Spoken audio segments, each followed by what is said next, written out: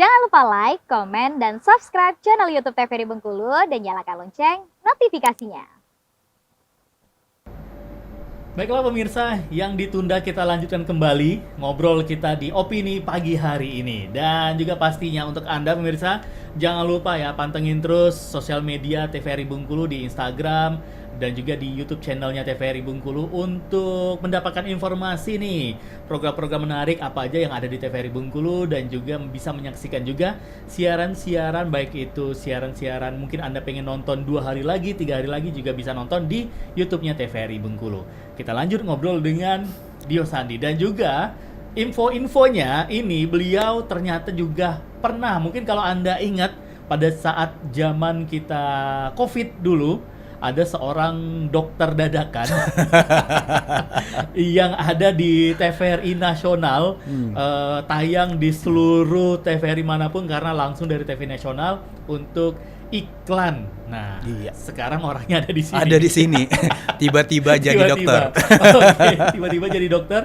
Dan untuk iklan-iklan seperti itu, misalnya iklan di TVRI yang di tahun berapa itu kemarin ya? Itu kalau nggak salah itu 2020 sih pas COVID. Berarti memang benar-benar pas awal COVID ya, dulu. karena kan kita nggak boleh pulang kampung, lebaran jarak jauh. Nah, Benar. itu khusus buat orang-orang yang memang perantau. Nah, kebetulan kemarin gue perantau juga, jadi merasakan. Cuma dokternya belum ya. Kalau dari sisi nggak bisa pulangnya dapat feel-nya, dapat ya? feel-nya, kangennya gitu dapat ya. Tapi kalau dokternya kayaknya belum deh. Belum ada sertifikat dokternya soalnya. Nah, cerita sedikit dong, Dio. Biasanya kan ada perbedaan nggak sih pada saat kita casting untuk ke salah satu perusahaan dan juga ke TV nasional. Nah, kalau ke TVRI seperti tahun 2020 dulu melalui pihak agensi juga kah, atau memang benar-benar casting langsung ke TVRI atau seperti apa? Oke, awalnya gue jadi salah satu bintang iklannya lah ya, bintang utamanya kalau kata orang. Sombong dikit nih ya. Jadi dokter. Karena TVRI nasional loh ya. Betul. Gitu ya. Nah, terus ada teman itu ada salah satu agensi. Dia megang beberapa talent, dia manajemen. Nah, waktu itu memang diminta untuk mencari dokter. Dokter, bukan dokter beneran, maksudnya ya memang wajah-wajahnya tuh bisa lah dikatakan seperti dokter. Bisa dipercaya lah ya, dipercaya wajah seperti ini. gitu, kalem-kalem gitu. Nah, terus waktu itu diminta foto. Nah, kebetulan fotonya ada, gue dikirim ke tim TVRI-nya. Dikatakan lolos, ya udah berapa hari dijadwalin buat syuting, ya udah syuting. Sebenarnya untuk syuting itu di 2 tempat. Tapi gua waktu itu cuma di daerah Bekasinya aja syutingnya. Oke. Nah, berarti pada saat itu ada juga proses casting, mungkin ada beberapa orang nih calon-calon pemeran dokter. Udah pasti biasanya. Karena dari setiap agent itu, lu punya talent nggak? Gue butuh dokter nih. Berapa talent? Biasanya dikasih dulu nih 1, 2 atau 3 lah referensi gitu. Oh, gue cocok yang ini nih. Biasa kayak gitu. Atau kalau misalnya di PH-PH itu biasanya dari klien yang memilih. Oh, gue maunya yang ini nih, gue maunya ini, kayak gitu. Berarti si klien nggak harus ketemu dulu dong sama talent? Nggak langsung. Jadi dia dari foto dulu, dari foto sama video profile. Kalau fotonya pas, cocok, masuk ke klien, baru kita di calling buat syuting kayak gitu. Kalau di TVRI sepertinya prosedur seperti itu, karena dari agensi ngasih foto kita ke klien lah istilahnya, orang TVRI nasional. Ya udah, lulus, ya udah langsung untuk syuting kayak gitu.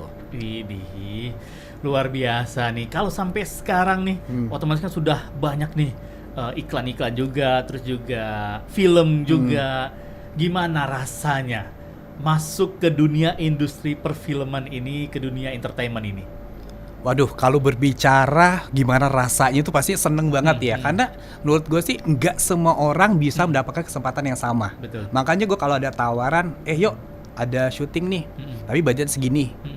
Ya udah nggak apa-apa gue bilang, karena aku bukan cari duit ya utama gitu kan, karena ya udah ini hobi gue dibayar gitu. Oke, apa coba ajuin dulu ya, kalau lolos lu syuting katanya. Udah diajuin, lolos syuting gitu. Tapi ya itu menghilangkan rasa penasaran, kok orang bisa gue nggak bisa gitu loh. Kalau kata orang dulu kan orang banyak yang meremehkan gitu ya.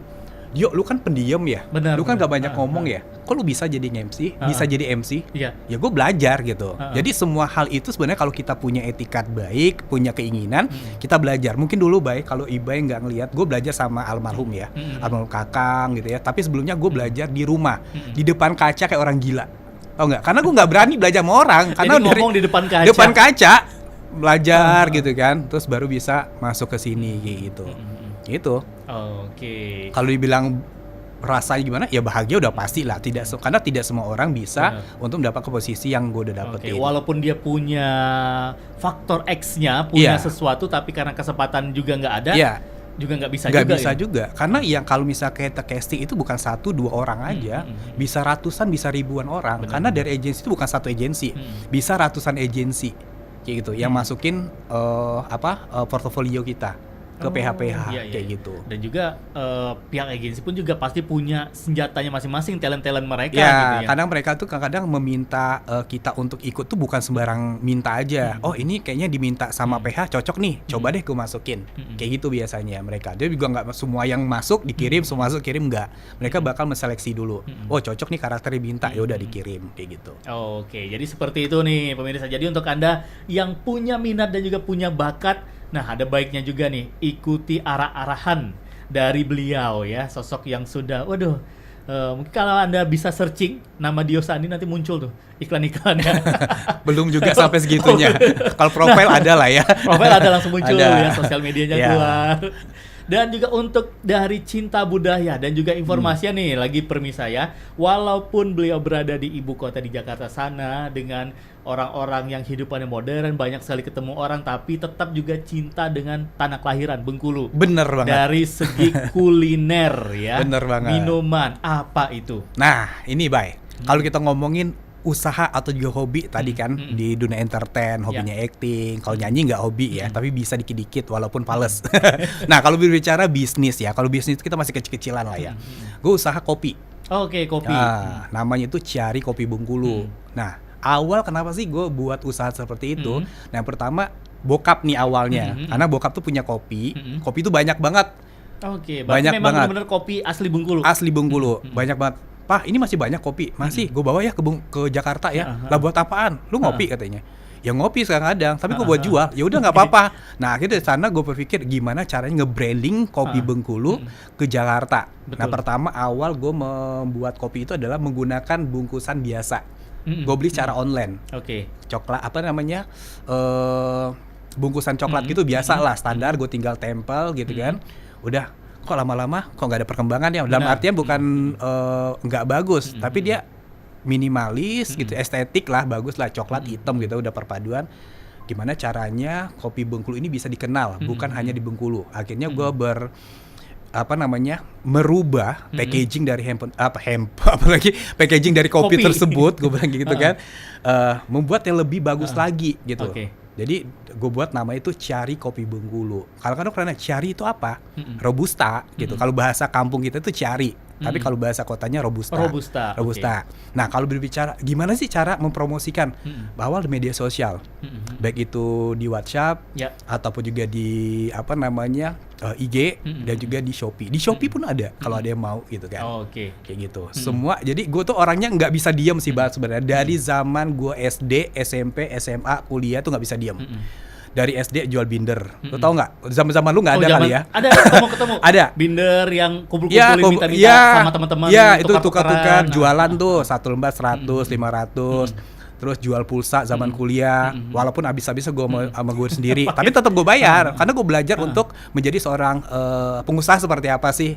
Jadi modal balik. Terus jual spray dan sebagainya. Sekarang gue pengen berubah bisnis ke kopi tadi. Nah untuk obrolan kopinya kita tahan dulu Dio. Dan pastinya pemirsa kita akan lanjutkan kembali obrolan bersama Dio Sandi setelah yang berikut ini.